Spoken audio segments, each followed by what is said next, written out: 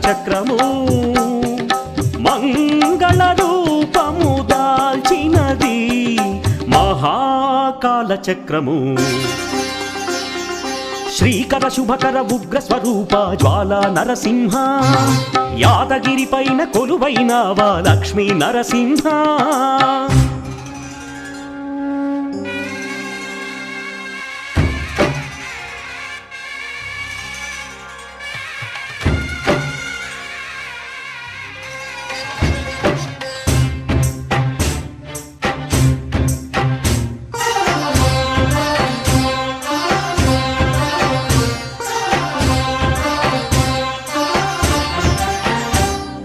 ప్రహ్లాదుడు భక్తితో వేడగా అవతరించెను నరహరుడు.